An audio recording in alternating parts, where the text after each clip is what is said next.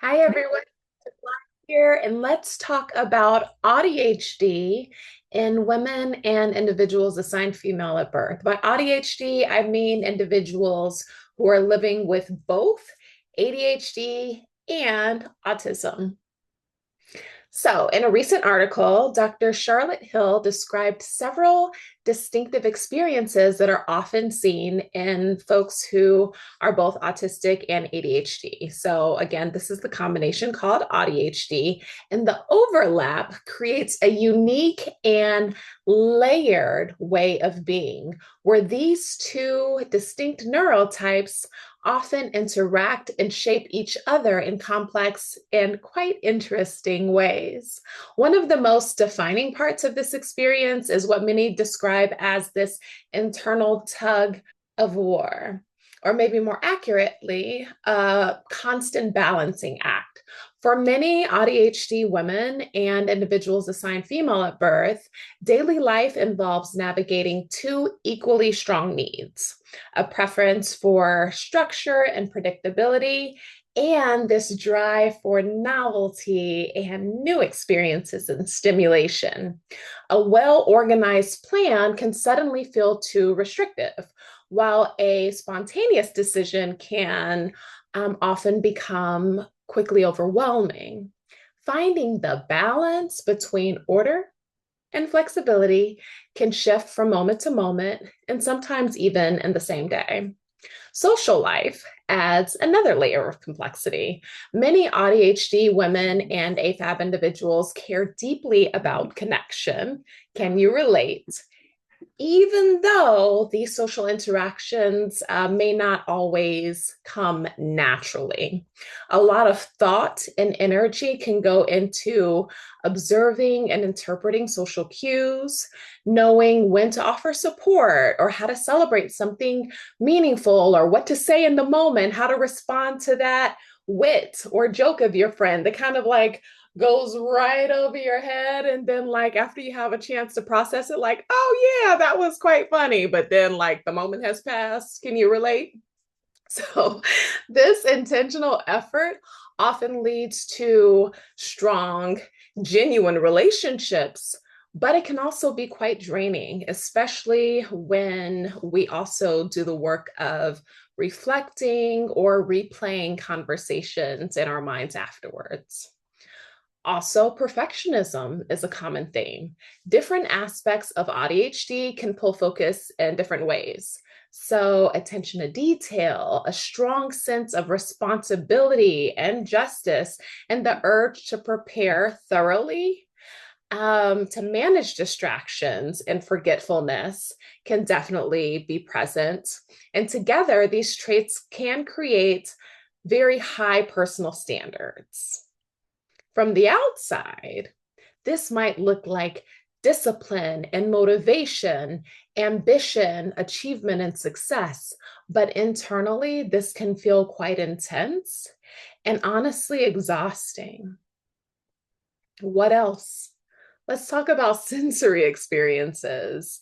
Sensory sensitivities and sensory seeking are traits that are present in both ADHD and autism. And then when you have the combination of both, it's a double whammy. Many ADHD women and AFAB individuals describe both seeking the stimulation, that sensory stimulation. So I want to feel soft things. I want to taste only certain textures. I love the sound of specific beats and music, and that's what's calming and soothing for me, or maybe a heavy blanket. And also having sensory sensitivities as far as I don't like rough and itchy and scratchy things, or it may be too loud in the environment, and things like bright lights and background noise, and even just busy environments with a lot of activity or people around. This can feel exciting and energizing at times with, the ADHD self, but can also start to feel overwhelming just as quickly.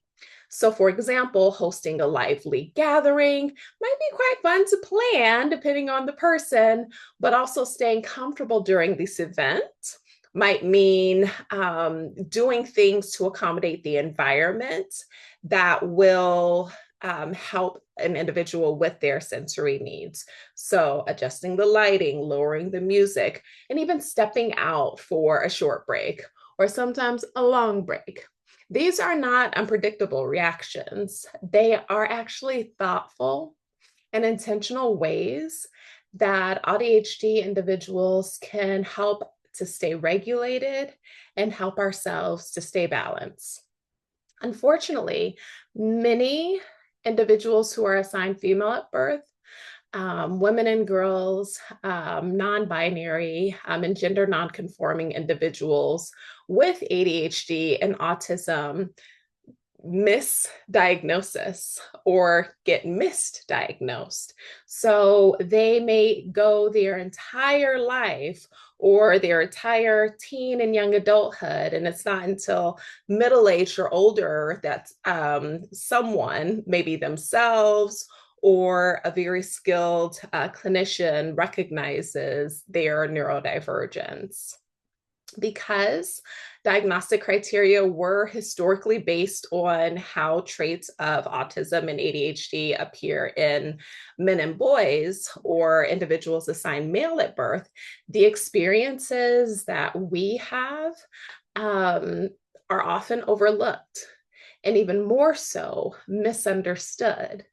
Some of us may receive diagnoses like anxiety or depression or post-traumatic stress disorder, so trauma-related diagnoses, avoidant restrictive food intake disorder or OCD, and all these other things before finally it's realized that a better explanation is actually our neurodivergence, the presence of ADHD and autism. And sometimes, oftentimes, it's actually both, because 70% of individuals with ADHD or autism have at least one other mood disorder, whether it be anxiety or depression or bipolar or OCD, something going on. But to miss the neurodivergence and that explanation for our experiences and how we see and perceive and interact with the world, it's really unfortunate, and it can lead to problems with self-confidence, self-esteem, increased victimization, and a lot of shame, a lot of self-shame and self-blaming for how an individual responds to different situations. Years of masking, learning to appear typical.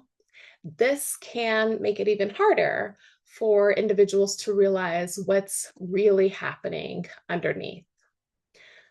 Added to this, many AuDHD women and AFAB individuals describe this intense sense of recognition when they meet others who share this dual neurotype. There's often this unspoken understanding, this shared way of noticing and thinking and engaging with the world. It's like we can be in a conversation and go from here to there and there to here and back and forth, and I'm following it and you're following, but maybe someone with the neurotypical brain cell is like, okay, wait a second. I thought we were talking about breakfast. How did we get to, the second winner of NASCAR in history? Like, what happened there? So the importance of that is finding your people. And that was actually how I was late identified, late diagnosed, as I was having more of these interactions where I was really gelling, and these individuals were already diagnosed. And as I started to have more self-realization and self-awareness of different traits and qualities and features that I had that I learned weren't typical, I went to these same individuals, these same friends, and disclosed to them like, hey, I think I might be autistic. I think I might have ADHD. And unfortunately, they were just like, yeah, like, you didn't know that. It was this way of seeing they already knew before I even knew myself. First of all, if y'all was watching this, you should have told us this. Like I could have like not spent the first almost 40 years of my life not realizing that there was a better explanation for growing up and experiencing the world differently, having a more difficult time with social communication and experiencing bullying and all these other things. That's neither here nor there. The important thing, and to wrap up this video, is that connections like these can bring a sense of belonging, can bring relief, and so much validation.